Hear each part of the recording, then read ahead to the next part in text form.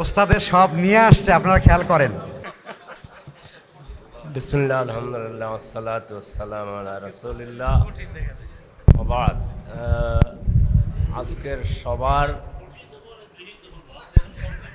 আজকের সবার সভাপতি আর আপনাদেরকে সবাইকে যেহেতু রাসূল ওয়ারাসাতুল আম্বিয়া বলেছেন, তো এর চেয়ে তার সুন্দর উপাধি কী দেব? রাসূলের ওয়ারিসগণ মোহতারাম রশিদ আহমদ ভাই, মুরব্বী, আমার মুরব্বী, সব কিছু মিলে এখানেও কথা না বাড়াইয়া কথা চলে যাই।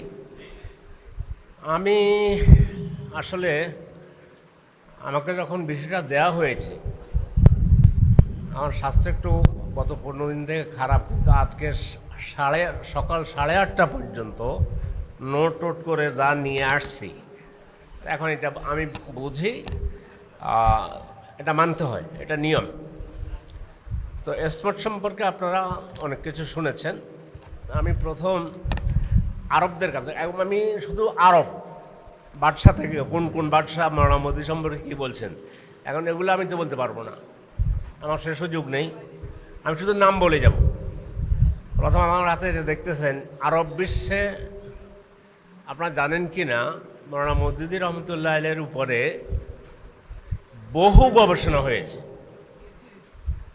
পিএইচডি ডিগ্রির জন্য, মাস্টার ডিগ্রির জন্য, এছাড়া অন্যান্যভাবে। ইনি মাস্টার ডিগ্রির জন্য আল মুস্তালাহাতুল আরবা এটার উপরে গবেষণা করেছেন। সৌদি আরবের আল ইমাম ইসলামিক বিশ্ববিদ্যালয়ের ওস্তাজ ও দেরাসা আল ইসলামী আল মুসায়েদ জামিয়াতুল মালিক সৌদ, যিনি লিখছেন, সহকারী জামিয়াতুল মালিক সৌদের একজন শিক্ষক। তারপরে এইটার উপরে পেশ কলম যেটা বলে, মানে বা মূল্যায়নের জন্য যাকে দায়িত্ব দেওয়া হয়েছে, উনি অত্যন্ত গুরুত্বপূর্ণ একজন ব্যক্তি আরব দুনিয়ার, ডক্টর আবদুল্লাহ বিন আবদুল্লাহ আজ-জায়েদ। তো এখন ওনার এই এত কিছুর ভিতরে আমি ওনার একটা শব্দ পড়ি, একটা বাক্য বলি, তাও আরবিটা বলতেছি না। এই উম্মতের জাতির জন্য হেদায়েত দিক নির্দেশনার জন্য আল্লাহ তাআলা যুগ যুগের আলোকবর্তিকা পাঠিয়েছেন। তোর মধ্যে অন্যতম একজন আলোকবর্তিকা হল আল্লামা মওদুদী রহমতুল্লাহ আলাইহি। আমি আজকে মনে করেছিলাম আমার আলোচনাগুলো আপনারা নোট করবেন, যেটা আপনারা জানেন দরকার নাই, যেটা জানেন না নোটে রাখবেন। যেমন ওনার কথাটা আপনারা জানেন না, এটা বই সৌদি আরবে রিয়াদে ছাপছে। তারপরে উনি ওনাকে বলেছেন সিয়াসি, অর্থনীতি এবং আকীদা, এ সব কিছুর ইনি ইমাম। কি বলবো আপনাদেরকে। আর যিনি লিখছেন, ওনার এক বাক্য, এই এত কিছু উনি গোটা বই লিখছেন, ওর মধ্যে এক বাক্য হচ্ছে যে, তাও এটা বলেছেন, ওয়াইন্দামা ওয়াজাদতু তাআদ্দুদা ওয়া তানাওয়ুআ ওয়া শুমুল হাযাল আতা আল ফিকরি আল মওদুদী ফিল ইকতিসাদে, অর্থনীতিতে, সিয়াসা, রাজনীতিতে, ওয়াল ইজতিমা, সমাজনীতিতে, ফিল ওসরা, পারিবারিক জীবনে, ফিল আকীদা, আকীদাতে ওনাকে ইমাম হিসেবে তিনি পেয়েছেন। এই জন্য তিনি এটা লিখতে গেছেন। এটা বাদ দিলাম, এটা বাদ। তারপরে এখন আসেন যারা নৈতিকভাবে ওনাকে ভালোবাসতেন, রাজা বাদশাদের মধ্যে, তার মধ্যে হলো আল মালিক খালেদ ইবনে আব্দুল আজিজ আল সৌদ, আল মালিক খালেদ বিন আব্দুল আজিজ আল সৌদ বাদশাহ, যিনি বাদশাহ ফয়সলের পরে যিনি বাদশাহ ফয়সলের কথাও লিখেছেন। এরপরে হলো, আমি শুধু শিরোনাম বলে চলে যাব, আমিরদের মধ্যে অনেকের নাম বলা আছে, অনেক অনেক অসংখ্য। মালিক ফয়সল বিশেষভাবে ওনাকে স্নেহ করতেন এবং আন্তর্জাতিক দুনিয়াতে বিভিন্ন জায়গায়, বিভিন্ন সংস্থাতে ওনাকে ডাকতেন। শেখ জায়েদ বিন সুলতান আল নাহিয়ান, দুবাইয়ের যিনি প্রধান ছিলেন, আদদ ও মারাইল খালিজ পড়ে কোনো লাভ নেই। আমি মনে করেছি যে বলবো যে মাননীয় স্পিকার আমার 13 মিনিট 12 মিনিট বলছে, আমি বললাম যে মাননীয় স্পিকার আমি আর 1 মিনিট, তো আর 2 মিনিট চাইছে, উনি বলবেন 1, তাহলে আমার 13 মিনিট কথা বলতে পারবো।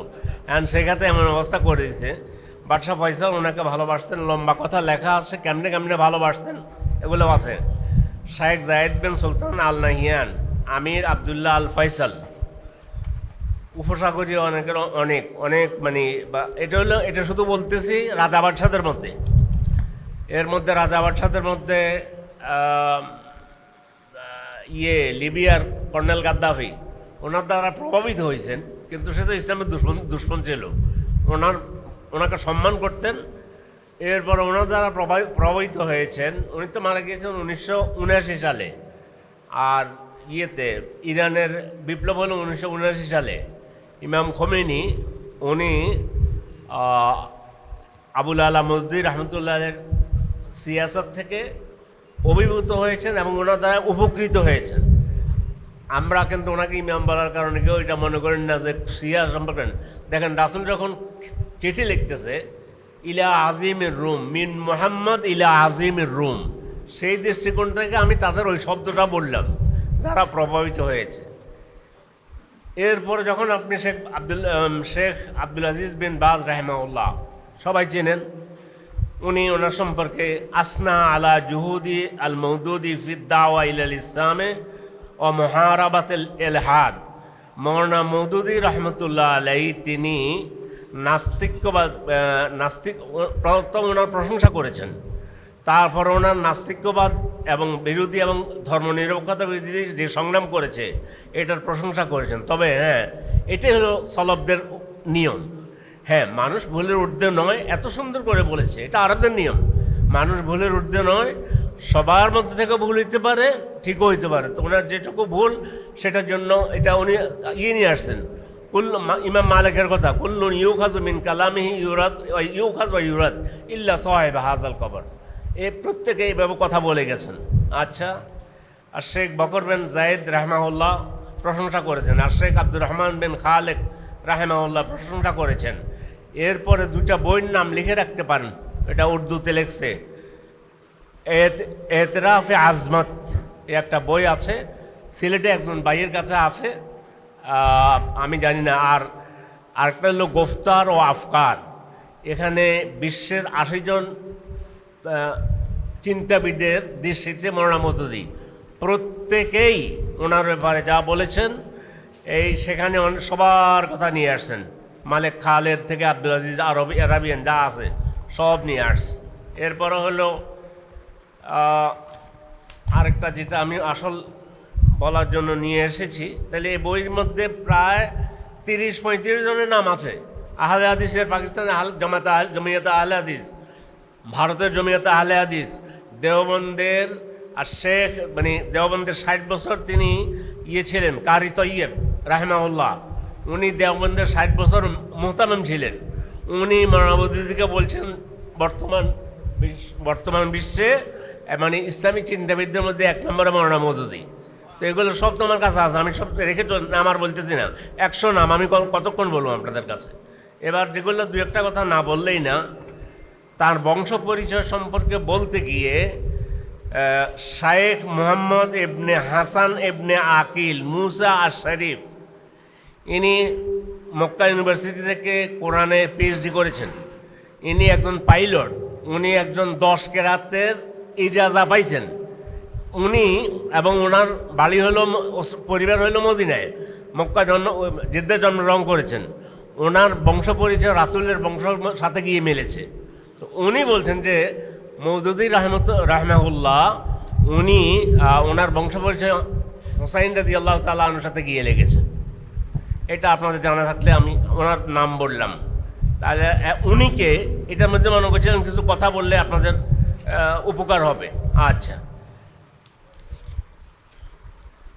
এরপরে হলো অনেক কিছু বাদ দিয়ে গিয়ে আর শেখ মোহাম্মদ বিন হাসান বিন আকিল মুসা আশ-শরীফ উনি এগুলো বলেছেন। আচ্ছা, তারপরে হলো উনি ছোটোবেলায় বাবার কাছেই মুয়াত্তা ইমাম মালিক মুখস্থ করেছেন, এই এনার কথা। ছোটোবেলায় বাবার কাছে ঘরে ইমাম মুয়াত্তা মালিক মুখস্থ করেছেন। আবুল হাসান আলী নদভী সম্পর্কে ইনি বলতেছেন, শেখ আবুল হাসান আলী নদভী বলেন, সমসাময়িক প্রজন্মের উপর আবু আলা আল মওদুদীর মতো এত প্রভাব বিস্তারকারী অন্য কেউ আছে বলে আমার ধারণা নেই। এটা আবুল হাসান আলী নদভী। পাক ভারত উপমহাদেশে দুইজন থাকলে একজন মওদুদি, আরেকজন হলো আবুল হাসান আলী নদভী। আচ্ছা, চলে যাচ্ছি একটু দেন যেই ইয়েগুলো লেখা হয়েছে আরব বিশ্বে, শুধু নাম বলি। আবুল আলা আল মওদুদি হায়াত হুয়া দাওয়াতু, ডক্টর মোহাম্মদ ইমরা মিশরে লেখা হয়েছে। আবুল আলা মওদুদি নাম না বলি, আরেকজন একটা লিখছে আব্দুল ফাত্তাহ আল খালিদ, জর্ডানে একজন লিখেছে। আচ্ছা, আরও শব্দবাদী ইরাকে একজন একটা লিখেছে ওনার জীবনের উপরে, ওনার রাজনীতির উপরে, ওনার সিয়াসতের উপরে, ওনার আকিদার উপরে, ওনার দাওয়াতের উপরে। এরপরে হলো তিউনিসিয়া ডক্টর আব্দুল মজিদ আল নাজ্জার, ওনার উপরে বড় একটা লিখেছেন, গবেষণা করেছেন। তারপরে হলো তার নামে আরব, মাঝখান দিয়ে কিছু কথা আরব দেশে 3টা রোডের নাম রাখা হয়েছে। সৌদি আরবে 3টা জায়গা ওনার নামে আবুল আলা মওদুদি নামে রাস্তা করা হয়েছে। এক, সৈয়দ আবুল আলা মওদুদি সড়ক, রিয়াদের আর রাওদা মহল্লা অবস্থিত একটি সড়ক 13 নম্বর এক্সিটের পাশে। 2, সৌদি আরব মদিনা প্রদেশে মদিনা মুনাওয়ারাতে, মদিনা মুনাওয়ারা আল ওলা শহরে আবুল আলা মওদুদি সড়ক।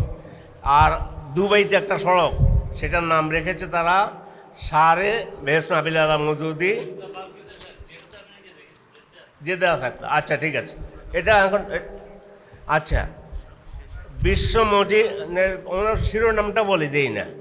বিশ্ব যেটা মসজিদ সংস্থা, কে বিশ্ব মসজিদ সর্বোচ্চ পরিষদের তিনি একজন সদস্য ছিলেন। এরপরে হলো হ্যাঁ, ওইটাই আনতেছি, সময় তো দিতেছেন না। বাইতুল্লাহ, ওনার গায়ে সলাতুল জানাজা হয়েছে মৃত্যুর পরে, বাইতুল্লাহ।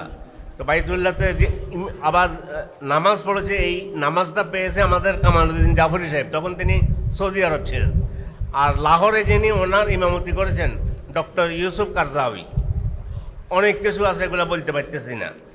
তারপরে শেখ বিন বাজেস, আচ্ছা ওইটাই তো বললাম, হারামে গায়েবী জানা আছে, ডেট সব আছে, কিন্তু আমি যেতে পারছি না।